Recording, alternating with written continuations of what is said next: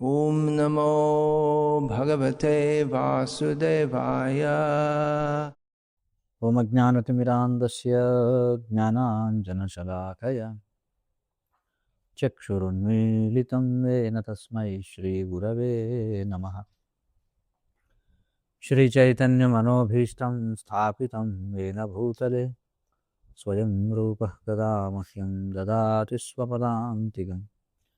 वन्देऽहं श्रीगुरो श्रीयुतपदकमलं श्रीगुरून् वैष्णवांश्च श्रीरूपं साग्रजातं सहगणरघुनाथान्वितं तं सजीवं साद्वैतं सावधूतं परिजनसहितं कृष्णचैतन्यदेवं श्रीराधाकृष्णपादान् सहगणललिता श्रीविशाखान्वितांश्च।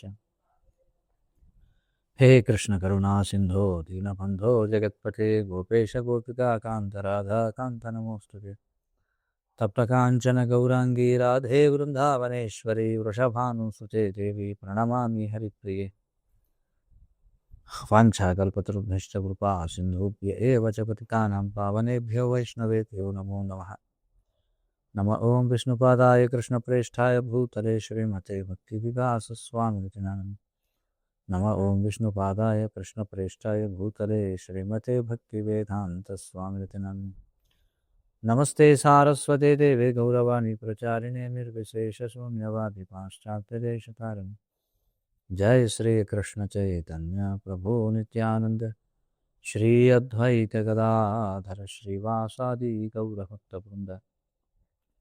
हरे कृष्णा कृष्ण कृष्ण हरे हरे, हरे राम राम राम हरे हरे।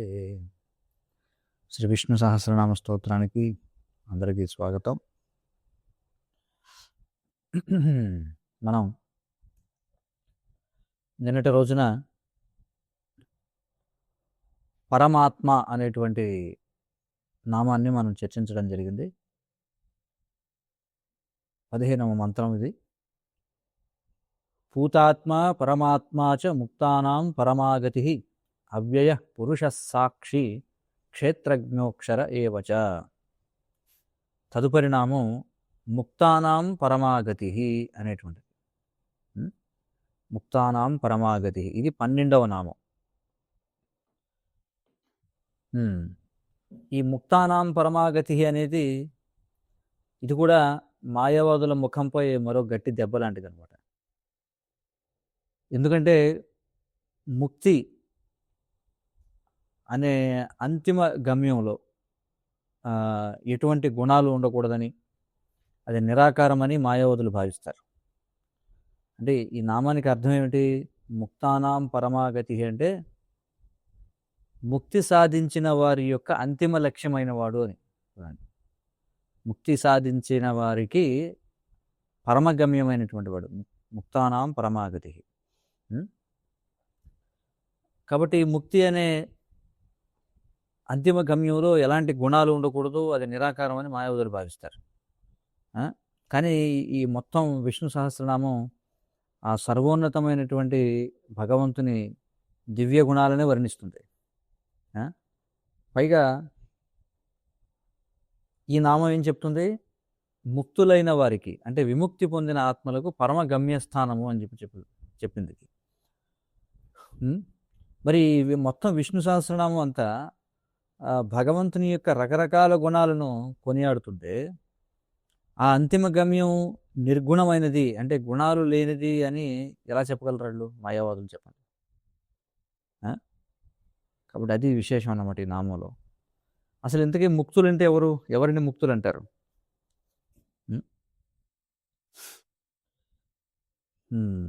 కామ క్రోధ లోభాలు మొదలైనటువంటి అన్ని రకాల లౌకిక వికారాల నుండి ముక్తి పొందినటువంటి వారు అని చెప్పబడుతుంది.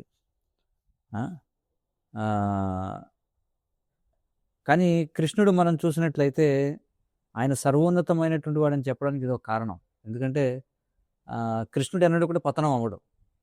అంటే ముక్తి ఎవరి కోసం అంటే పతితుల కోసం ముక్తి అనేది. ఈ భౌతిక ప్రపంచంలో వచ్చినటువంటి వారు మళ్ళీ ముక్తి సాధించాలి. కానీ కృష్ణుడు అచ్యుతుడు. అచ్యుతుడు అంటే ఆయన ఎప్పుడూ కూడా తన బహిరంగ శక్తి, అంటే మాయ యొక్క పరిధిలోకి రాడు ఆయన ఎప్పుడు కూడా. ఆ? ఆయన సమస్త శక్తులకు ఆయన అధిపతి కాబట్టి ఆయన మాయకు లోబడేటువంటి ప్రశ్నే లేదనమాట. అయితే ఆ, తన దివ్యానందం కోసం మాత్రం ఆయన అంటే లీలా వినోదం కోసం తన యోగమాయ శక్తికి లోబడినట్లుగా నటిస్తాడు కృష్ణుడు. అంటే కృష్ణుడు ఎన్నడూ కూడా ఈ మహామాయ ఏదైతే ఉందో అంటే ఈ భౌతికమైనటువంటి మాయ ఏదైతే ఉందో దానికి లోబడడు, కానీ యోగమాయ శక్తికి లోబడినట్టుగా కనిపిస్తాడు. ఎందుకోసం? తన యొక్క దివ్యానందం కోసం, లీలా వినోదం కోసం. ఎందుకంటే ఆ ఆనందమే అత్యున్నతమైనటువంటిది కాబట్టి. అంటే ఇక్కడ మనం చూస్తే ఏదో ఇక్కడ పని ముఖ్యం కాదు, అంటే ఒక కఠినమైనటువంటి శ్రమ చేయడం ముఖ్యం కాదు. ఇక్కడ ఏమిటంటే ఆనందమే ముఖ్యం.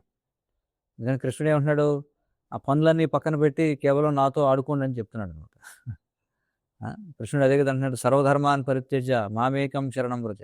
అన్నింటినీ విడిచిపెట్టండి, విడిచిపెట్టి నాకు శరణాగతి పొందండి అంటున్నాడు.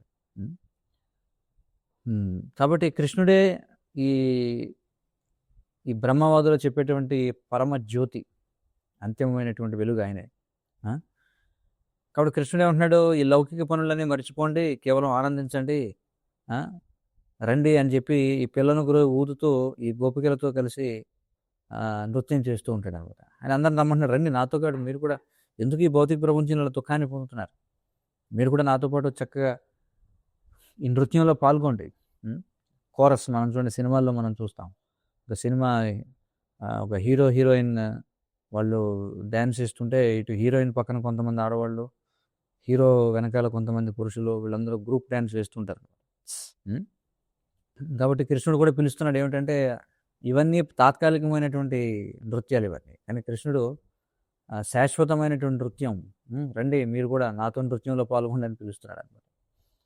కానీ అలానే ఆయన గోవులను నిర్లక్ష్యం చేయడు. గోవులను కాపాడడం అంటే చాలా ఇష్టం. ఆయన మంచి వస్త్రాలు, గజ్జెలు ధరించి అలంకరించుకోవడానికి ఇష్టపడతాడు కృష్ణుడు బాగా. ఆయన అలంకార ప్రియుడు కదా ఆయన. ఆయన ఏం చేస్తాడంటే చూడండి, ఈ సృష్టి పరిపాలన అనే ఈ పనులన్నీ కూడా విష్ణువుకి అప్పచెప్పేస్తాడు. విష్ణువు కూడా ఎవరు? ఆయన యొక్క విస్తరణ కదా. కృష్ణుడు మొట్టమొదటి బలరామునిగా విస్తరిస్తాడు. బలరాముడు మొదటి చతుర్వ్యూహం అంటే సంకర్షణ, ప్రద్యుమ్న, అనిరుద్ధ, వాసుదేవుడుగా. అందులో ఉన్నటువంటి సంకర్షణ నుండి వైకుంఠ నారాయణుడు వస్తాడని చెప్పుకున్నాం. ఆ నారాయణుడు నుండి మళ్ళీ ద్వితీయ చతుర్వ్యూహం, మళ్ళీ సంకర్షణ, ప్రద్యుమ్న, అనిరుద్ధ, వాసుదేవులు వస్తారు. అందులో వాసుదేవుడి నుంచి మహావిష్ణువు వస్తాడు. కాబట్టి ఈ పనులన్నీ ఎవరికి అప్పచెప్పేశాడు ఆయన? ఈ సృష్టి స్థితి లయ కార్యాలన్నీ కూడా విష్ణువుకి అప్పగిచ్చేసాడు. విష్ణువు చూసుకుంటాడు. కృష్ణుడు మాత్రం కేవలం లీలానందంలో మునిగి తేలుతుంటాడు. మనకి బ్రహ్మ సంహితలో చెప్పబడింది కదా, ఏం చేస్తాడు ఆయన? వేణుం కొనంతం అరవింద దళాయతాక్షం బర్హావతం సంసితాంబుద సుందరాంగం కందర్పకోటి కమనీయ విశేష శోభం గోవిందమాది పురుషం తమహం భజామి అని చెప్పారు. కాబట్టి ఆయన ఏం చేస్తారంటే ఈ సృష్టి పనులన్నీ కూడా విష్ణువు చూసుకుంటాడు, కృష్ణుడు మాత్రం లీలానందంలో మునిగి తేలుతూ ఉంటాడు. కాబట్టి ఈ వైష్ణవ నిర్వచనం ప్రకారం మాయాబంధనాల నుండి విముక్తి పొందిన వారే ముక్తులు అనబడతారు. మాయాబంధనాల నుంచి విముక్తి పొందినవారు. మాయా అంటే ఎవరు? కృష్ణుని యొక్క బహిరంగ శక్తి. అంటే ఈ శ్రీ వైష్ణవ మరియు ఈ మధ్వ సాంప్రదాయాలు అనేటువంటి ఈ రెండు ప్రముఖ ఈ శాఖలను అనుసరించి, అంటే ఈ విధానాలు, పరంపరలను అనుసరించి ఈ ముక్తులైన వారు ఎవరైతే ఉన్నారో వాళ్ళు ఏం చేస్తారు అంటే ఈ మాయాబంధాల నుండి విముక్తులై ఆధ్యాత్మిక జగత్తులో భగవంతునితో కలిసి దివ్యానందాన్ని అనుభవిస్తారు. ఇప్పుడు ముక్తి సాధించడం అంటే అదనమాట. అంటే ఆధ్యాత్మిక లోకపు ఆనందాన్ని పొందుతారు, అంటే భగవంతునితో సమానమైన ఆనందాన్ని పంచుకుంటారు. కాబట్టి ఎందుకంటే వాళ్ళు లౌకిక వికారాలు ఏమిటవి, కామ, క్రోధ, లోభ, మోహ, మదమత్సర్యాలు ఏవైతే ఉన్నాయో వాటి నుండి వాళ్ళు విముక్తి పొంది ఉండడం వలన వారికి ఎలాంటి భౌతికమైనటువంటి కోరికలు ఉండవు అనమాట. వాళ్ళనే ముక్తాత్ములు అని చెప్పుకుంటారు. వారికి ఆకలి ఉండదు, దప్పిక ఉండదు, భయము, లోభము వంటి భౌతిక జీవిత కష్టాలు ఇవి కూడా ఉండవు ముక్తాత్ములు అంటే. వారికి ఎలాంటి బాధలు లేనప్పటికీ వాళ్ళ ఏకైక లక్ష్యం ఏమిటంటే కృష్ణుడికి సేవ చేయడం అంటే. అందుకే కృష్ణుడికి పేరేంటంటే ముక్తానాం పరమాగతి. కాబట్టి ముక్తి పొందిన వారికి పరమ గమ్యం ఎవరంటే కృష్ణుడు, కృష్ణుడి యొక్క సేవ. కాబట్టి పరమాగతి అంటే ఒక వ్యక్తి చేరుకోవలసిన అత్యున్నతమైన గమ్యస్థానము అని. కాబట్టి ఇక్కడ ఏమంటున్నారు, ముక్తి సాధించిన వారు చేరుకోవలసిన అత్యుత్తమ గమ్యస్థానం ఎవరు అంటే కృష్ణుడు, విష్ణువు. అంటే ఒకసారి ఈ గమ్యాన్ని చేరుకున్న తర్వాత వారికి ఈ భౌతిక ప్రపంచంలో మరి ఏ ఇతర వస్తువు పైన కోరిక ఉండదు. కానీ ఈ భౌతిక ప్రపంచంలో పరిస్థితి ఎలా ఉంటుందంటే, మనకి ఏదైనా ఒకటి దక్కిందనుకోండి, వెంటనే మరొకటి కావాలని అనుకుంటాం. అంటే మనం ఎప్పటికీ సంతృప్తి చెందాం ఈ భౌతిక ప్రపంచం, అంతే కదా. ఎల్లప్పుడూ ఇంకా ఎక్కువ కావాలనే కోరుకుంటాం. ఒకవేళ చూడండి, అంటే ప్రపంచంలోనే ఒక అత్యంత కష్టమైన కొండ ఒకటి కనుక్కొని దాన్ని ఎక్కడానికి ప్రయత్నం చేస్తుంటారు కదా, మనం చూస్తాం. మౌంట్ ఎవరెస్ట్ సరదాగా ట్రెక్కింగ్ చేస్తుంటారు, ఎక్కడికి మౌంట్ ఎవరెస్ట్ ఎక్కడానికి ప్రయత్నం చేస్తుంటారు. సరే, ఒకవేళ ప్రపంచంలోనే అత్యంత ఎత్తైన కొండను ఎక్కేసినా కూడా ఆ తర్వాత కూడా మనల్ని కష్టపెట్టుకుంటే ఏం చేస్తారు, ఇంక ఎక్కడానికి వేరే కొండలు లేవు కదా. అందుకని ఏం చేస్తారు, ఒక చేతిని వెనక్కి కట్టేసుకుని మళ్ళీ అదే కొండను ఎక్కడానికి ప్రయత్నం చేస్తారు. అంటే ఇంకా మరి ఏదో గొప్పగా ఏదో చేయాలి కదా. ఇంతకుముందు 2 చేతులతో ఎక్కారు కాబట్టి ఇప్పుడు ఎక్కడానికి వేరే కొండలు లేవు కాబట్టి అవసరంగా ఒక చేతిని వెనక్కి కట్టేసుకుని మళ్ళీ అదే కొండ ఎక్కడానికి ప్రయత్నం చేస్తారు. అలా ఉంటుంది పరిస్థితి. కాబట్టి మనుషులు ఎప్పుడు కూడా ఏదో కొత్త దానికోసం ఆరాటపడుతూనే ఉంటారు. కానీ ఈ పరమగమ్యాన్ని చేరుకున్న తర్వాత అక్కడ సంపూర్ణమైనటువంటి తృప్తిని పొందుతారు. అది ఇక్కడ విషయం. ఎందుకంటే ఆ పైన ఇంకా వెళ్ళడానికి ఇంకా మరి ఏ ఇతర స్థానము ఉండదు ఇంకా. అయితే ఈ మాయావదులు ఏమనుకుంటారంటే తామే భగవంతుడు అయిపోవాలనుకుంటారు. మాయావదుల విషయం పక్కన పెడితే వాళ్ళు ఏమనుకుంటారు, వాళ్ళ దృష్టిలో, మాయావదుల దృష్టిలో ముక్తి అంటే ఏమిటి, తామే దేవుడైపోవడం అనమాట. అసలు అది సాధ్యమే కాదు. ఎందుకంటే ఇక్కడ స్పష్టంగా చెప్పబడింది విష్ణు సహస్రనామాలు, ముక్తులైన వారందరికీ కూడా పరమగమ్య స్థానం ఆయన. అయితే ఈ ముక్తి అనే దాని గురించి ఈ గౌడీయ వైష్ణవుల అవగాహన ఏదైతే ఉందో, గౌడీయ వైష్ణవుల యొక్క దృక్పథం ఏదైతే ఉందో, అది మిగిలిన వైష్ణవ సాంప్రదాయాల కంటే కొన్ని విషయాల్లో భిన్నంగా ఉంటుందన్నమాట. అంటే ఇతర వైష్ణవ సాంప్రదాయాల వారికి ముక్తి అంటే అవగాహన, మన యొక్క అవగాహన. అదే మాయావదుల భావనలో ముక్తి అంటే ఏమిటి, వాడు నిరాకార పరబ్రహ్మంలో లీనమైపోవడం అనమాట. కానీ వైష్ణవులు ముక్తిని పూర్తిగా విభిన్నమైన రీతిలో దీనికి నిర్వచనం చెప్తారన్నమాట వైష్ణవులు. మరి వైష్ణవుల లక్ష్యం ఏమిటంటే వైకుంఠంలో ఉన్న ఆ సర్వోన్నత భగవంతుడిగా నారాయణుడికి సేవ చేయడమే వైష్ణవులకు లక్షణం. ముక్తానాం పరమాగతి అన్నారు కదా. అంటే ముక్తాత్మల అంతిమ గమ్యం అనే నామానికి వైష్ణవులు ఇచ్చే అర్థం ఇది. ఏంటది, వైకుంఠంలో సర్వోన్నత భగవంతుడికి సేవ చేయడము అని. కానీ గౌడీయ వైష్ణవులు మాత్రం మోక్షం గురించి అంతగా పట్టించుకోరు. చూడండి విశేషం ఇక్కడ. గౌడీయ వైష్ణవులు ముక్తి గురించి అంతగా పట్టించుకోరు. శ్రీల రూపగోస్వామి వారు వివరిస్తారు, ఏమంటారంటే భక్తి అనేది ఎంతటి గొప్పదంటే దానికి మోక్ష లఘుతాకృత్ అని ఒకటి చెప్పారనమాట. అంటే భక్తి రసామృత సింధు చదివితే మనకి ఈ భక్తి యొక్క లక్షణాల గురించి చెప్పి అందులో ఒకటి ఏం చెప్తారంటే మోక్ష లఘుతాకృత్ అంటారు. అంటే భక్తి యొక్క గుణం ఏమిటంటే ఏ మోక్షాన్నైతే ప్రజలు చాలా గొప్ప విషయంగా భావిస్తారో ఆ మోక్షాన్ని కూడా భక్తి చాలా అల్పమైనదిగా మార్చేస్తుంది. మరి ఆ మోక్షం పొందడానికి జనం అందరూ ఏం చేస్తారు, వేదాలన్నీ చదువుతుంటారు, ఎన్నో రకరకాల యజ్ఞాలు చేస్తారు, ఆచారాలు పాటిస్తారు. మరి స్వర్గానికి భూలోకానికి మధ్య ఎన్నోసార్లు పైకి కిందకి పైకి తిరుగుతూనే ఉంటారు. కొన్నిసార్లు నరకంలో పడిపోతారు, మళ్ళీ పైకి వస్తారు. అంటే ఈ జనన మరణ చక్రంలో విసిగిపోయిన తర్వాత వాళ్ళు ఏం చేస్తారంటే ఈ భౌతిక ప్రపంచం నుండి ముక్తి పొందాలని నిర్ణయించుకుంటారు. ఆ బ్రహ్మ భువనాల్లోక పునరావర్తినోర్జున అన్నట్టుగా. అంటే జన్మల పాటు ఎన్నో కఠినమైన తపస్సులు చేసిన తర్వాత వాళ్ళకి మోక్షం లభిస్తుంది. ఇది సాధారణంగా భక్తి మార్గాన్ని కాకుండా అన్య మార్గాల్లో ప్రయత్నం చేస్తే మోక్షం లభించడానికి ఇన్ని తంటాలు పడాల్సి ఉంటుంది అనమాట. కానీ గౌడీయ వైష్ణవులు మాత్రం మోక్షమా సరే దాని గురించి ఇప్పుడు మనకెందుకు అనుకుంటారు. అంటే అందులో ఆసక్తి ఉండదు. అంటే అది గౌడీయ వైష్ణవులకి ఇది ఒక చాలా చిన్న విషయంగా కనిపిస్తుంది మోక్షం అంటే. అంటే ఒకవేళ మనం మోక్షాన్ని అంత పెద్ద విషయంగా భావిస్తే ఇంకా కృష్ణుని యొక్క గొప్పతనం ఏముంటుంది అందులో చూడండి. అంటే కృష్ణుడిపోయి ఉండే ఆ దివ్యమైన ప్రేమామృతం ముందు ఈ మోక్షం అనే కోరిక చాలా తుచ్చమైనదిగా అనిపిస్తుంది అనమాట మన సాంప్రదాయంలో ఉన్నటువంటి భక్తులకి. అందుకే గౌడీయ వైష్ణవ సాంప్రదాయంలో మనం ఎక్కువగా మోక్షం ఎలా సాధించాలనే విషయం గురించి ఎక్కువగా మాట్లాడం. మోక్షం ఎలా సాధించాలనే దాని గురించి ఎక్కువ మాట్లాడరు. మనం ఎక్కువ మాట్లాడేది దేని గురించి అంటే భగవత్ సేవ, అంతే కదా. ఎప్పుడు కూడా భగవంతునికి సేవ ఎలా చేయాలనే దాని గురించి మాట్లాడతాం మనం. ఎందుకంటే మనం ఏమనుకుంటామంటే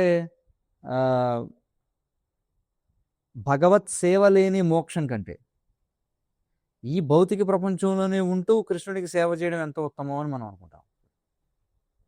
మన ఆచార్యులు అదే కదా మనకు బోధించారు. సేవ లేని మోక్షం కంటే, భగవత్ సేవ లేని మోక్షం కంటే ఈ భౌతిక ప్రపంచంలో ఉంటూనే కృష్ణుడికి సేవ చేయడం ఎంతో ఉత్తమం అని భావిస్తారు. భక్తి అంతటి శ్రేష్టమైనటువంటిది అనమాట. ఇదే విషయాన్ని శ్రీమద్ భాగవతంలో కపిలదేవుడు, ఆయన సాక్షాత్తుగా విష్ణుమూర్తి అవతారం కదా, ఆయన చాలా అద్భుతంగా వివరిస్తారనమాట. మనకి కపిలదేవుడు 5 రకాల ముక్తుల గురించి వివరిస్తారు 3వ స్కందంలో మనం చూస్తే. ఏమిటవి? సాలోక్య, సామీప్య, సార్ష్టి, సారూప్య, సాయుధ్య అనేటువంటి 5 ముక్తులు. సాలోక్య ముక్తి అంటే ఏమిటి? భగవంతుడు ఉండే లోకంలో నివసించడం. సామీప్యం అంటే భగవంతుని సన్నిధిలో నివసించడం, సమీపంలో ఉండడం. సార్ష్టి అంటే భగవంతునితో సమానమైన ఐశ్వర్యాలు పొందడం. సారూప్యం అంటే భగవంతుని లాంటి రూపాన్నే పొందడం. సాయుధ్యం అంటే భగవంతునిలో లీనమైపోవడం. ఈ 5 ముక్తుల గురించి చెప్పిన తర్వాత కపిలదేవుడు ఏమంటాడంటే, నా భక్తులకు ఒకవేళ ఈ 5 రకాల ముక్తులను పొందే అవకాశం వచ్చినా వాటిలో గనుక, అంటే ఈ 5 రకాల ముక్తులలో నాకు సేవ చేసే అవకాశం లేకపోతే నా భక్తులు ఆ ముక్తులను అసలు స్వీకరించరు. అంటే కృష్ణుడికి సేవ చేసే భాగ్యం లేని ఏ మోక్షాన్ని కూడా వాళ్ళు ఇష్టపడాలన్నమాట. అది ఇక్కడ విశేషం. మరి శ్రీమద్ భాగవతంలో ఇలా మోక్షాన్ని కూడా తక్కువ చేసేటువంటి వాక్యాలు చాలా ఉన్నాయి భాగవతంలో మనం చూస్తే. అందుకే ఈ వేద విజ్ఞానం అంతటిలోనూ కూడా శ్రీమద్ భాగవతాన్ని అత్యున్నతమైనటువంటి ప్రమాణంగా అంగీకరిస్తారు. అందుకే దీన్ని భాగవతం అమలం పురాణం అని చెప్పన్నారు. అమల పురాణం అని చెప్పన్నాం భాగవతం. అలాగే ఇది అత్యున్నతమైన ప్రమాణం. చైతన్య మహాప్రభు మరియు ఆయన అనుచరులు ఈ భాగవతం నుండి భక్తి అనే అమూల్యమైన రత్నాలను వెలికి తీశారనమాట. చూడండి, చైతన్య మహాప్రభు తన శిష్యులు రూప గోస్వామికి, సనాతన గోస్వామికి చెప్తారు కదా గ్రంథాలు రాయమని. మరి వాళ్ళు ఏం చేస్తారు? సకల శాస్త్రాలను వాళ్ళు మధించి అందులోంచి భక్తికి సంబంధించిన, అందుకే భక్తి రసామృత సింధు ఆ గ్రంథం అంతా అదే రూప గోస్వామి రాసింది. అన్ని పురాణాల నుండి కూడా భక్తికి సంబంధించిన విషయాలను తీసి వాళ్ళు వివరించారనమాట. కాబట్టి నిజమైన భక్తి అంటే ఏమిటో వాళ్ళు నిరూపించారు. ఏమిటి నిజమైన భక్తి అంటే? అన్యాభిలాషిత శూన్యం జ్ఞానకర్మాది అనావృతం అనుకూల్యైన కృష్ణానుశీలనం భక్తిరుత్తమం. ఉత్తమమైన భక్తి అంటే ఏమిటి? స్వార్థపూరితమైన లేదా వ్యక్తిగతమైన కోరికల ఆనవాళ్ళు కూడా ఏమాత్రం లేనిదే అసలైన భక్తి అని వాళ్ళు నిరూపించారనమాట. అదే భక్తి రసామృత సింధువు. కాబట్టి దేవునరిది అన్యాభిలాషిత శూన్యం జ్ఞానకర్మాది అనావృతం ఆనుకూల్యైన కృష్ణానుశీలనం. మరొక దాంట్లో ఏం చెప్తాం? భాగవతంలో చెప్పబడింది కదా, సవై పుంసాం పరోధర్మో యతో భక్తి రథోక్షజే అహైతుకీ అప్రతిహత ఏ ఆత్మ సుప్రసిద్ధతి అన్నారు. మరి శుద్ధ భక్తి ఎలాంటిదంటే అప్రతిహత. అంటే అప్రతిహతము అంటే ఏమిటి? నేను చెప్తారా? ఈ 2 లక్షణాలు చెప్పబడింది కదా. అహైతుకి అప్రతిహత అంటే ఏమిటి?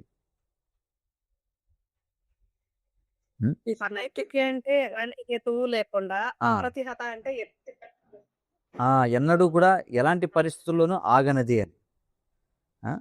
కాబట్టి ఈ రకమైనటువంటి శుద్ధ భక్తి ఏదైతే ఉందో ఇక్కడ చెప్పుకున్నటువంటిది, అది ఏ పరిస్థితులలోనూ ఆగిపోదు. అంటే భక్తుడు కృష్ణుడికి సేవ చేయడాన్ని ఏ శక్తి కూడా ఆపలేదన్నమాట. కాబట్టి చైతన్య మహాప్రభు బోధించిన భక్తి ఇది. ఆయన ఇలాంటి భక్తిని బోధించడానికి వచ్చారు చైతన్య మహాప్రభు. మరి చైతన్య మహాప్రభు తన ప్రార్థనల్లో శిక్షాష్టకంలో ఒక విషయాన్ని స్పష్టంగా చెప్తారు. ఏమంటారు ఆయన? నధనం న జనం న సుందరీం కవితాం వా జగదీశ కామయే మమ జన్మనీశ్వరే భవతాద్ భక్తి హైతుకి త్వయి. నాకు ధనం వద్దు, నాకు జనం వద్దు, అందమైన భార్య వద్దు, ఈ భౌతిక ప్రపంచంలోని ఏ సుఖాలు వద్దు, చివరకు ఈ ప్రపంచం నుండి మోక్షం కూడా వద్దు.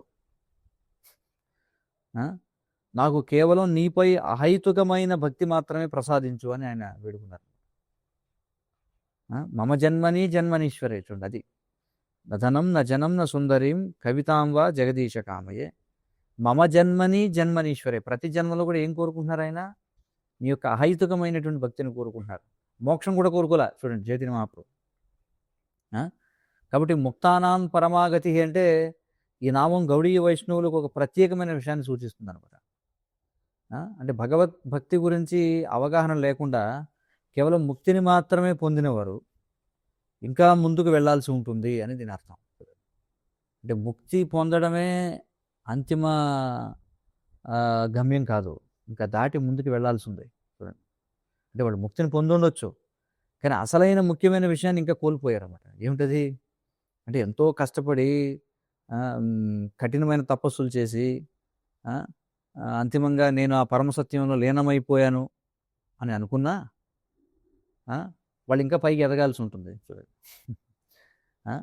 ఒకవేళ అదే అంతిమ గమ్యమైన భావించి కృష్ణునికి సేవ చేయడాన్ని విస్మరించారనుకోండి, ఏది పరమసత్యంలో లీనమైపోయి అంటే బ్రహ్మజ్యోతులు ఐక్యమైన తర్వాత ఇదే అంతిమం అని అనుకున్నట్లయితే, కృష్ణుడికి సేవ చేయడాన్ని విస్మరిస్తే వాళ్ళు మళ్ళీ కిందకు పడిపోతారు. ఆరుహ్య కృచ్చురైన పదం శ్లోకం ఉంది భాగవతంలో. అంటే చాలామంది ఏమనుకుంటారట అంటే మోక్షం సాధించామని అనుకుంటారట, కానీ కృష్ణుని యొక్క పాదపద్మాల పట్ల అనురక్తిని పెంపొందించుకోకపోతే అది నామమాత్రపు ముక్తి అన్నారు. ఎందుకంటే వాళ్ళు మళ్ళీ పతంతి అధో నాధృత యుష్మధాంగరయ అని చెప్పన్నారు అనమాట. వాళ్ళు మళ్ళీ పతనం చెందుతారని చెప్పన్నారు. కాబట్టి ఇప్పటికే విముక్తి పొందిన వారికి కూడా ఆయనే పరమగమ్యం. ఎవరు? విష్ణువు, కృష్ణుడు. అందుకే మనకి ఆత్మారామ అనే శబ్దం ఒకటి వస్తుంది మనకి, దాన్ని ఎన్నో రకాలుగా వివరిస్తారు. సుఖదేవ గోస్వామి ఆయన అప్పటికే ముక్తి సాధించినటువంటి వాడు, కానీ ఆయన కూడా కృష్ణుని యొక్క లీలల పట్ల ఆసక్తుడయ్యారు. ఇది ఒక విశేషం అనమాట. కాబట్టి గౌడీయ వైష్ణవ కోణంలో మనం చూస్తే మోక్షం లేదా విముక్తి అనే పదాలకు అంతగా ప్రాధాన్యత ఇవ్వాల్సిన అవసరం లేదనమాట. ఎందుకంటే భక్తి ద్వారా ఒకరు సహజంగానే ఈ భౌతిక ప్రపంచం నుండి విముక్తి పొందుతారు. ఇక్కడ విశేషం అది చూడండి. చాలామంది మోక్షం కోసం కష్టపడుతుంటారు, కానీ ఇక్కడ ఏమంటున్నారంటే మనం మోక్షం సాధించడం గురించి ఎక్కువ మాట్లాడడం, మనం భక్తియుత సేవ గురించి ఎక్కువ మాట్లాడతాం. ఎందుకంటే ఎవరైతే భక్తియుత సేవలో ఉంటారో వాళ్ళు ఇప్పటికే భౌతిక ప్రపంచం నుండి సహజంగానే విముక్తి పొందుంటారు. అంటే ఒకరికి నిజంగా భక్తి అనేది ఉన్నప్పుడు ఇక ముక్తి గురించి అంతగా ఆరాటపడడం ఎందుకు? మనం ఈ భౌతిక ప్రపంచంలో ఉన్నామా లేదా ఆధ్యాత్మిక ప్రపంచంలో ఉన్నామా అనే దాంతో సంబంధం ఏముంది? అప్పుడు కృష్ణుడి సేవలో ఉంటే ఎక్కడున్నా ఒకటే కదా. ఒకవేళ ఈ ప్రపంచం నుండి ఎలాగైనా విముక్తి పొందాలని ఎక్కువగా ఆలోచిస్తే అది కూడా ఒక రకమైన వ్యక్తిగత కోరిక కిందకే వస్తుంది అనమాట. స్వార్థం అయిపోతుంది, అది కూడా హేతు అయిపోతుంది. అంటే కృష్ణుడికి సేవ చేయాలనే దానికంటే కూడా ఇక్కడి నుంచి విముక్తి పొందాలనే దాని మీద ఎక్కువ ఆలోచించామనుకోండి, అప్పుడు అది కూడా స్వార్థం కిందకి వస్తుంది. అప్పుడు అదేమవుతుంది? ఆ కోరిక భక్తి మార్గానికి అడ్డుపడుతుంది అనమాట. అది గౌడీయుల అంటే మన గౌడీయ వైష్ణవ దృక్పథం ఇదన్నమాట. మనం ఆ దృష్టితో ముక్తిని చూస్తాం. కాబట్టి మరి ముక్తిని పొందిన వారు అంటే ముక్తి పొందినటువంటి ఆత్మలు ఎవరైతే ఉన్నారో వాళ్ళు శ్రీ మహావిష్ణువునే తమ పరమగమ్యంగా ఎందుకు ఎంచుకుంటారు అనే దాని గురించి శ్రీ వైష్ణవ సాంప్రదాయం కొంత విశ్లేషణ ఇస్తుంది అనమాట. అదేమిటో చూద్దాం. ఎందుకని అంటే మరలా జన్మ అనేది ఉండదు కాబట్టి మహావిష్ణువుని చేరుకుంటే. ఎందుకంటే ఆయన ఏం చెప్తున్నాడు, ఒకసారి తనను చేరుకున్న ముక్తులను ఆయన మళ్ళీ ఈ జనన మరణ చక్రంలోకి పంపడు కాబట్టి అందుకే వారు విష్ణువునే గమ్యంగా ఎంచుకుంటారు. ఎవరు? విముక్తి పొందినవారు. ఎందుకంటే విష్ణువుని గమ్యంగా పెట్టుకోలేదు అనుకోండి మళ్ళీ వాడు పతనం అయిపోతారని చెప్పుకున్నాం కదా. ఎందుకంటే విష్ణువు పట్ల అనురక్తి లేకుండా ముక్తి సాధించిన తాత్కాలికమైన ముక్తి అవుతుంది. రెండవ కారణం ఏమిటంటే అపరిమితమైన దివ్యానందాన్ని ఇస్తారు కాబట్టి ఆయన. అంటే ఆయన ముక్తులకు తన దివ్యానందాన్ని అపరిమితంగా ప్రసాదిస్తాడు. ఆయన భక్తులను చూసి ఆనందిస్తాడు. ఆయనకి భక్తుల్ని అంటే తన దగ్గరికి ఎవరైతే వచ్చారో వాళ్ళని చూస్తే ఆనందం అనమాట. ఆయన ఆనందాన్ని చూసి భక్తులు ఇంకా మరింతగా సంతోషిస్తారు. కొన్ని ఇలా ఒకరి మధ్య ఒకటి పోటీ కింద ఉంటుంది అనమాట. ఇలా నిరంతరం శాశ్వతంగానే సాగుతూ ఉంటుంది ఇదంతా. ఆయన భక్తులను చూసి ఆనందిస్తాడు, ఆయన ఆనందాన్ని చూసి భక్తులు ఇంకా ఆనందిస్తారు, మళ్ళీ వాడు ఆనందాన్ని చూస్తే ఈయన ఆనందిస్తుంటాడు. ఇలా ఆనందం అపరిమితమైనటువంటి దివ్యానందం పెరుగుతూ ఉంటుంది అనమాట. కాబట్టి ఆ సర్వోన్నతమైనటువంటి ప్రభువు తన భక్తులు తనతో కలిసి సంతోషంగా ఉండడాన్ని గమనించి ఆనందిస్తాడు. ఆయన ఇప్పుడు కూడా తనతో పాటు ఉండాలనుకుంటాడు జీవులందరూ కూడా. కాబట్టి ఆయన సంతోషాన్ని చూసి భక్తులందరూ పరవశించిపోతుంటారు. ఆ? మరి ఇంకా మూడవది ఏంటంటే శాశ్వతమైనటువంటి వైభవాన్ని పొందుతారనమాట భక్తులు. అంటే ఆ ముక్తి సాధించినటువంటి వారికి నిరంతర ఆనందాన్ని ఇవ్వడానికి ఏది సరైన స్థానం ఆయనకు తెలుసు విష్ణువుకి. భక్తులకు నిరంతరం అంతటి దివ్యానందాన్ని ఇస్తున్నా కూడా కాలక్రమేణా ఆయన గొప్పతనం లేదా వైభవం ఏమాత్రం తగ్గదు. ఆయన ఎల్లప్పుడూ పూర్ణుడిగానే ఉంటాడు. అంటే మనకు చూడండి, భౌతిక ప్రపంచంలో ఫెమిలియారిటీ బ్రీడ్స్ కంటెంప్ట్ అంటారు కదా. చనువు ఏం చేస్తుంది? అతి చనువు అనర్థానికి దారి తీస్తుంది అంటారు. అంటే ఎంత గొప్పవాడైనా సరే మనం రోజు ఆయన దగ్గరే ఉన్నాం అనుకోండి, కొన్నాళ్ళకి ఆయన పెద్ద గొప్పవాడే ఉంది అనుకుంటాం కదా. అందుకే మనకి శాస్త్రాల్లో చెప్పారు, ఏమన్నారంటే ధామాలకు వెళ్ళి ఎక్కువ రోజులు ఉండకూడదని చెప్పారు. ఎందుకని చెప్పారు ధామాలకు వెళ్ళి ఎక్కువ రోజులు ఉండొద్దని ఎందుకు చెప్పారంటే, ధామంలో మనం ముందు వెళ్ళినప్పుడు ఇక్కడ అంతా అణువు చాలా దివ్యమైందనే భావంలో ఉంటాం. కొన్నాళ్ళు పోయిన తర్వాత ఇక్కడ ఎలా వ్యవహరిస్తాం అక్కడ కూడా అలాగే వ్యవహరిస్తాం అనమాట. కాబట్టి అతి చనువు అనర్థాలకు దారితీస్తుంది. కానీ ఇక్కడ విశేషం చూడండి, గమనించండి, సూక్ష్మమైన విషయం ఇది. ఎవరైతే ఆ వైకుంఠ లోకాలకు వెళతారో వాళ్ళకి అక్కడ చనువు ఏర్పడదట. అంటే వాళ్ళకి అక్కడ ఆ రోజు ఇక్కడే ఉంటున్నాం కదా అని అనిపించదు. అది ఇక్కడ విశేషం. అది శాశ్వతమైన వైభవం. ఆయన గొప్పతనం లేదా వైభవం తగ్గదు. ఎవరు కూడా వారం రోజులు అయిపోయింది ఇక్కడికి వచ్చి, 10 సంవత్సరాలు అయిపోయింది, ఏమో ఇక్కడ అంటే నారాయణుని చూసి వాళ్ళకి ఏదో చూడండి, ఆయన నిత్య నూతనమైన సౌందర్యాన్ని ప్రదర్శిస్తూ ఉంటాడు. నవయవ్వనం అంటారు కదా. అంటే ఆయన ఎప్పుడు కూడా తాజాగా, ఇప్పుడు ఒకసారి ఇలా చూసాం, మళ్ళీ చూసేటప్పటికి ఆయన మళ్ళీ దివ్యంగా కనిపిస్తుంటాడు. కాబట్టి ఈ చనువు ఏర్పడే అవకాశం లేదనమాట ఇక్కడ. అది ఇక్కడ విశేషం అనమాట. కానీ గౌడీయ వైష్ణవుల కోణంలో చూస్తే మన ఆచార్యులు ఏమంటారంటే, విష్ణువుని పరమగమ్యంగా ఎంచుకోవడం అని చెప్పడం సరైన పద్ధతి కాదు, మనం సెలెక్ట్ చేసుకోవడం అనేది సరైన పద్ధతి కాదు. అంటే ఈ పదజాలాన్ని మన సాంప్రదాయంలో వాడారన్నమాట. అంటే మనం ఆయన్ని ఎంచుకోవడం కాదు, ఆయనే మనల్ని ఆకర్షిస్తాడు, అది మనం వాడే పదం. చూడండి, అర్థమవుతుంది కదా. శ్రీ వైష్ణవులు ఏమంటారు, ముక్తి సాధించిన వాళ్ళు విష్ణువుని ఎన్నుకుంటారు. ఎన్నుకోవడం కాదు, ఇక్కడ ఏమంటారంటే కృష్ణ అంటేనే అందరినీ ఆకర్షించేవాడని అర్థం. అంటే ఇదేదో సరే మనకు కృష్ణుడు ఇష్టం లేదా విష్ణువు ఇష్టం అని ఒకరిని ఎంచుకునే విషయం కాదు ఇది. ఇది మనలో నిగూఢంగా ఉన్న కృష్ణుని పట్ల సహజ సిద్ధమైన ఆకర్షణను మళ్ళీ మేలుకొల్పడం అనమాట. ఇది ముక్తి అనేటువంటిది. అంతే తప్ప ఏదో ఒక మానసిక వేదికపై నుండి కృష్ణుడిని ఎన్నుకోవడం కాదు. ఎందుకంటే ఆత్మ యొక్క సహజ ప్రవృత్తి ఎల్లప్పుడూ కృష్ణుని వైపుకే ఉంటుంది. అది ఇక్కడ చెప్పేది. అంటే శ్రీ వైష్ణవులు చెప్పిన ప్రకారం ఏంటంటే, ముక్తి సాధించిన వారు మహావిష్ణువుని ఎంచుకోవడానికి కారణం ఏంటంటే, ఆయన వారిని మళ్ళీ ఈ సంసార చక్రంలోకి పంపడానికి. అంటే ఎందుకు విష్ణువు పట్ల నువ్వు విష్ణువుని ఎంచుకున్నావు లక్ష్యంగా అంటే, ఆయన మళ్ళీ మనల్ని ఇక్కడ వెనక్కి పంపడు కాబట్టి ఎంచుకున్నాను అంటే కారణం చూడండి అక్కడ. కానీ గౌడీ వైష్ణవులు ఏమంటారంటే, నువ్వు తిరిగి పంపినా పంపకపోయినా నాకు ఎలాంటి షరతులు లేవు అని చెప్పంటారు. శిక్షాష్టకంలో అదే కదా, చైతన్య మహాప్రభు చివరి శ్లోకం ఏం చెప్తాం మనం, ఆశ్లిష్యవా పాదరతాం పినష్టుమాం అదర్శనాన్ మర్మహతాం కరోతువా యథా తథావా విదధాతు లంపటో ప్రాణనాదస్తు సయ్యవనాపరహ. అంతేగాని ఎందుకయ్యా నువ్వు వైకుంఠం వెళ్ళాలనుకుంటున్నావు అంటే, అక్కడికి వెళ్తే మళ్ళీ ఇక్కడ తిరిగి వెనక్కి రావు అనే భావన లేదట. గౌడీయుల యొక్క భావన ఏమిటంటే, అంటే నువ్వు నన్ను తిరిగి పంపినా పంపకపోయినా నేనేం షరతులు పెట్టట్లా, నన్ను పంపనంటేనే అక్కడికి వస్తాను, మరి పంపేస్తానంటే నేను దగ్గరికి రాను కాదు.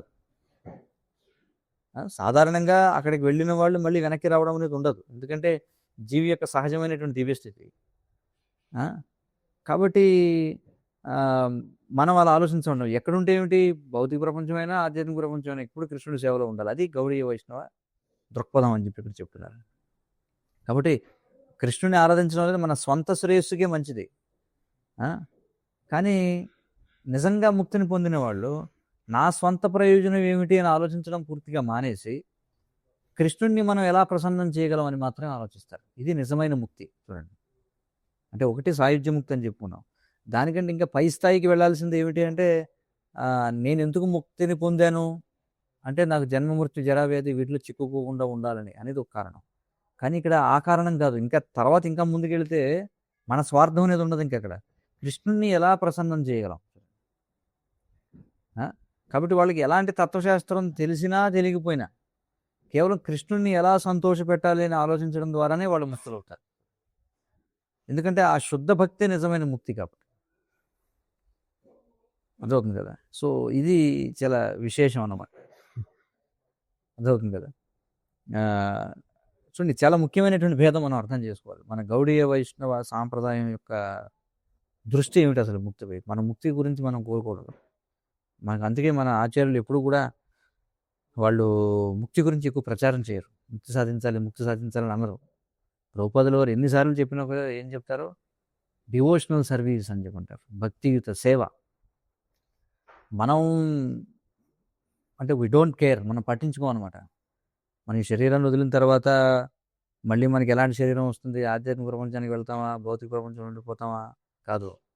వచ్చినట్టు హక్కులు వారు ఏమని పడుతున్నారైనా, కీటకముగా పుట్టినా సరే పర్వాలేదు కానీ ఒక వైష్ణవుని సాంగత్యంలో ఉండేలా చూడమని చెప్పుకుంటున్నారు. అది మన యొక్క దృష్టి, మన దృక్పథం అన్నమాట. చూడండి, అంటే కొన్నిసార్లు కొంతమంది శివుడు ముక్తినిస్తాడని కూడా చెప్తుంటారు. కొన్నిసార్లు చాలామంది చెప్తారు కదా, శివుడు ముక్తినిస్తాడు. అంటే వారణాసికి వెళ్ళారనుకోండి, కాశీకి వెళితే, కాశీకి వెళ్ళి శరీరం వదిలేస్తే శివుడు మీ చెవిలో రామ్ రామ్ అని చెప్పిస్తాడు, ఈ విధంగా ఆయన ముక్తినిస్తాడు అని చెప్పబడుతుంది. ఇది వాస్తవానికి శివుడు ముక్తినిస్తాడు వారణాసికి వెళితే.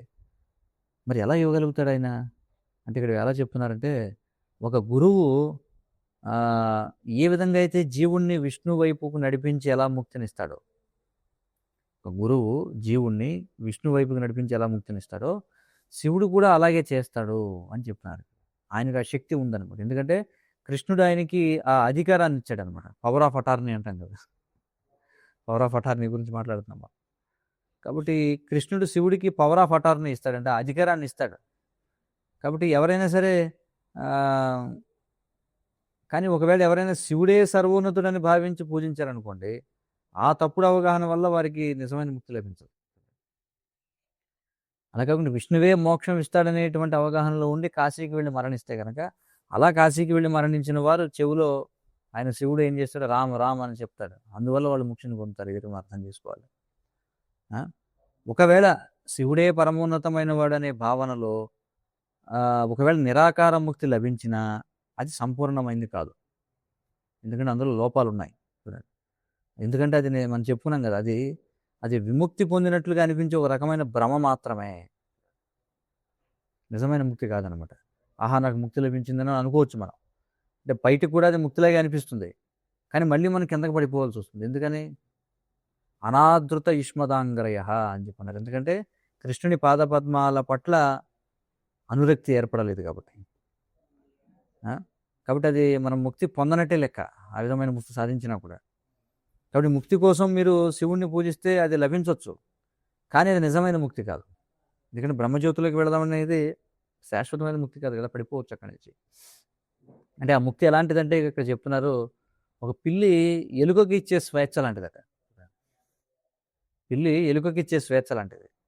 అంటే పిల్లి ఎలుకను పట్టుకుంది అనుకోండి, ఏం చేస్తుంది, ఎలకని కొద్దిసేపు అటు ఇటు పరిగెత్తనిస్తుంది అనమాట, వదిలేస్తుంది. ఆ ఎలక ఏమనుకుంటుంది, అమ్మాయి నన్ను వదిలేసింది పిల్లి అనుకుంటుంది. మళ్ళీ ఈ లోపలనే ఏం చేస్తుంది, పిల్లి వచ్చి దాన్ని మళ్ళీ పట్టుకుని వెనక్కి లాగేస్తుంది. అలాంటి ముక్తి అని చెప్పి అంటున్నారు ఇక్కడ. ఎందుకంటే ముక్తి అంటే జీవుడు తన సహజ సిద్ధమైన దివ్య స్థితిలో స్థిరపడడం, అది అసలైనటువంటి ముక్తి అంటే. ఒకవేళ ఎవరైనా కృష్ణుడికి సేవ చేసే తన నిజమైన స్థితిలో స్థిరపడకపోతే వాళ్ళు నిజంగా ముక్తి పొందినట్లు కాదు. ఎందుకంటే ముక్తిర్హిత్వా అన్యథా రూపం స్వరూపేణ వ్యవస్థిత అని చెప్పన్నారు. మన యొక్క అసలైనటువంటి రూపంలో మనం స్థితిలో అవ్వాలి. మరి మన అసలైన స్వరూపం ఏమిటి? జీవేర స్వరూపమే కృష్ణేర నిత్యదాస్. కృష్ణునికి నిత్యదాసులుగా ఉండడమే మన యొక్క నిజమైనటువంటి స్థితి.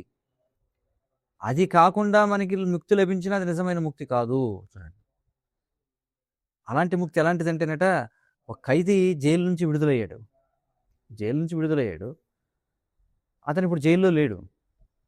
కానీ అంత మాత్రాన జనన మరణ చక్రం నుంచి విముక్తి పొందాడని అర్థం కాదు కదా. కాబట్టి నిరాకార ముక్తి కూడా అలాంటిదనమాట. కాబట్టి మనం కామక్రోధ లోభమోహ మద మత్సర్యాల నుండి విముక్తి పొంది ఉండొచ్చు. విముక్తి పొందిన వాటి నుండి మనం మన సహజ స్థితిలో స్థిరపడలేదనుకోండి. ఏంటి సహజ స్థితి? కృష్ణుని యొక్క నిత్య సేవలో మనం స్థిరపడకపోతే అప్పుడు ఈ లౌకిక వికారాల నుండి మనం పూర్తిగా విముక్తులు కాలేము అని చెప్పుకుంటున్నారు. మళ్ళీ అవి మనల్ని పట్టుకునే అవకాశం. అంటే మన నిజమైన స్థితిని పొందనంత ఏదో ఒక స్థితిని ఆశ్రయించక తప్పదు. ఎందుకంటే మనం నిరాధారంగా ఉండలేం కదా. ప్రభువులు చెప్తారు, ఇప్పుడు ప్రభువులు అంటారు, సరే ఓకే మీరు ఆ స్పుత్నిక్ వేసుకొని వెళ్ళారు ఆకాశంలోకి, వెనక్కి ఎందుకు వచ్చారు మళ్ళీ అని అడుగుతారు. ఎందుకంటే మీకు ఎక్కడ ఆధారం లభించలేదు కాబట్టి. విమానం ఎగిరిందంటే గాల్లో ఎక్కడ చోట ల్యాండ్ అవ్వాలి కదా, గాల్లోనే ఉండలేం కదా, నిరాధారంగా ఉండలేం మనం. కాబట్టి ఒకరు కృష్ణుని సేవ చేసే సహజ స్థితికి రాకపోతే మరి తప్పకుండా మరి ఏదైనా ఇతర రూపాన్ని ఆశ్రయించాల్సి ఉంటుంది. అన్యథా రూపం, ఏదో దేవతనో లేకపోతే దేన్నో దాన్ని ఆశ్రయించి ఉండాల్సిందే కదా. ఇప్పుడు ఒక కాలు తీయాలంటే ఒక కాలు కింద వేసి ఉండాలి కదా, 2 కాళ్ళు ఒకేసారి ఎత్తలేం కదా మనం. అందుకే మోక్షం గురించి ఆలోచించేదానికంటే కూడా గౌడీయ వైష్ణవ మార్గం ఉత్తమమైందనమాట. ఏం చెప్తుంది? మనం కేవలం కృష్ణుడికి ఎలా సేవ చేయాలని ఆలోచిస్తే చాలు. ముక్తి అనేది దాని అంతటా అదే అందులో కలిసి వస్తుంది. దాని గురించి మనం ప్రత్యేకించి ఆలోచించాల్సినటువంటి అవసరం లేదు. చైతన్య చరితామృతంలో ఈ నిరాకార ముక్తి అనేది చాలా తుచ్చమైన ఫలితంగా వర్ణించబడింది. భక్తులు దాన్ని అసలు లెక్క చేయరండి.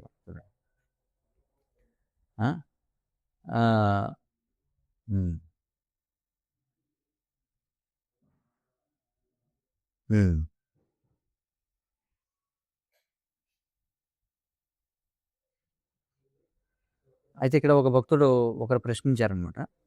అంటే ఈ ప్రవచనంలో భాగంగా ఒక భక్తుడు ఏమైనా ప్రశ్నించాడంటే, గౌడీయ వైష్ణవులకు రోజువారీ సాధనగా విష్ణు సహస్రనామం చదవడం తప్పనిసరా అని చెప్పి ఎవరు అడిగారు అనమాట. అంటే ఇది మన ప్రవచన అనువాదం చెప్పుకుంటున్నాం కదా, దీని గురించి మనం చర్చించాం మొదట్లోనే. విష్ణు సహస్రనామం ఎవరి కోసం అని ఇప్పటికే ఆ లెక్చర్ కూడా పబ్లిష్ అయినట్టుంది. అయితే మళ్ళీ ఒక ప్రశ్న వేశారు కాబట్టి దానికి చెప్తున్నాం. అయితే గౌడీయ వైష్ణవులకు విష్ణు సహస్రనామం చదవడం అనేది ఏం తప్పనిసరి కాదు. హరే కృష్ణ మహామంత్రాన్ని జపించడంలోనే సమస్తం ఉంది మనం. కానీ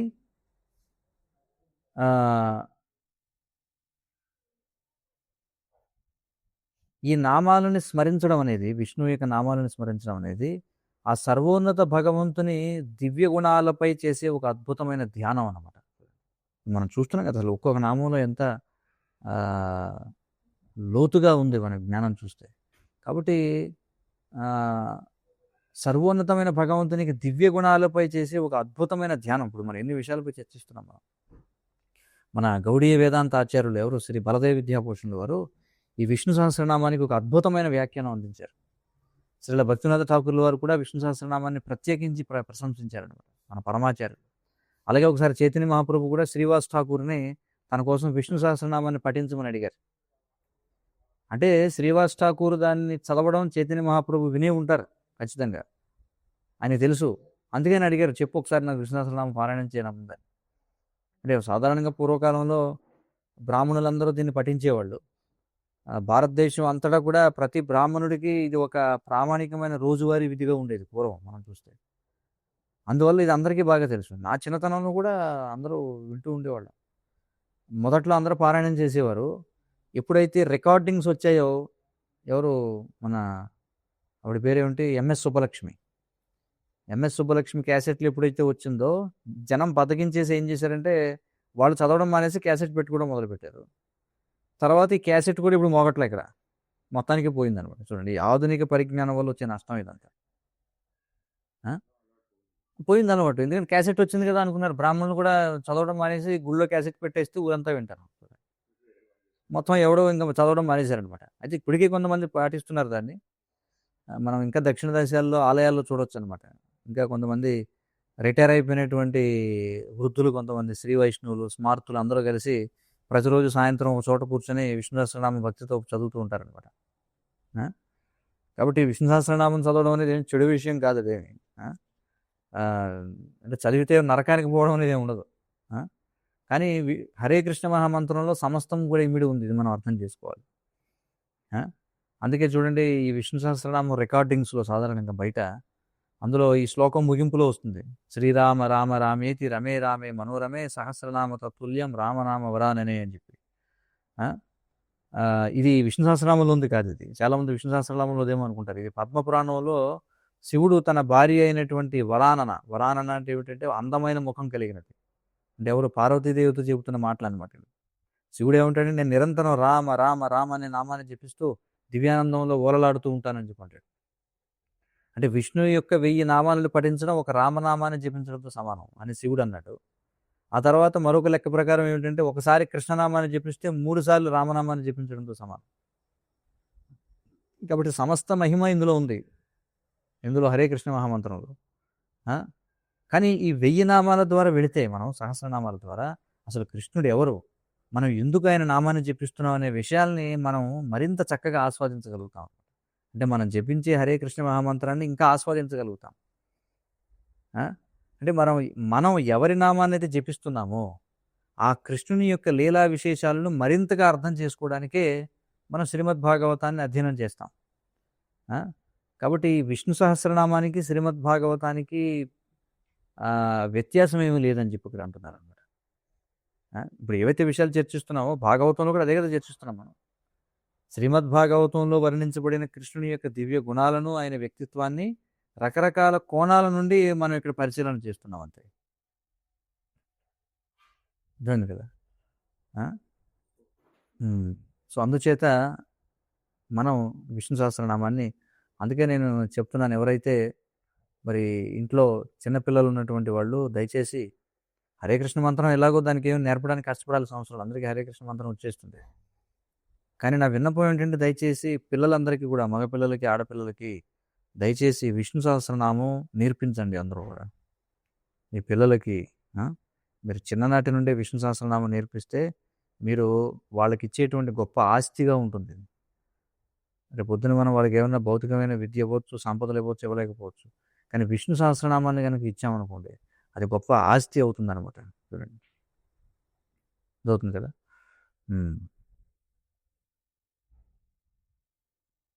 మరొక ప్రశ్న ఎవరో వేశారనమాట ఈ ప్రవచనంలో. ఏంటంటే, శివభక్తి ద్వారా ముక్తిని పొందుతారు కదా, దీనిని మనం ఎలా అర్థం చేసుకోవాలి అని.